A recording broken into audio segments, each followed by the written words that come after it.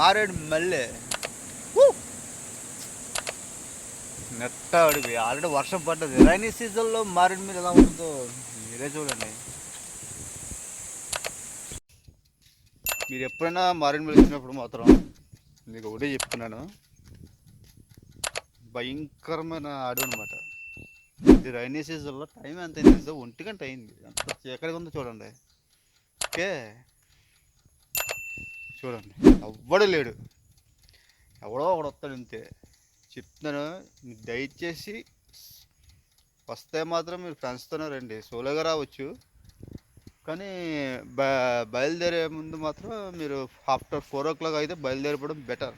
ఎందుకంటే ఇది చీకటి పడిందంటే ఇందుకు పనికి రాదు, చాలా డేంజరస్గా ఉంటుంది నైట్ టైం పని కూడా చెప్తున్నాను.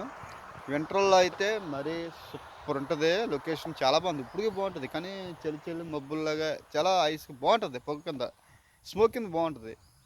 మీకు ఎట్లా చెప్తున్నాను చూడండి, అంత ఏజెన్సీ అనమాట. నేను అప్పుడే ఎంత మారేడుమిల్లి ఇంకా రాడని, నేను మారేడుమిల్లి మధ్య కొండల్లో ఉన్నా, ఇంకా మారేడుమిల్లి రావడానికి ఇంకా చాలా ఉంది, ఇంకా ఒక 10 కిలోమీటర్లు అటాలి. నేను కూడా చెప్తున్నాను, కారులో వచ్చిన వాళ్ళు చేస్తారు, అలా వెళ్తారు.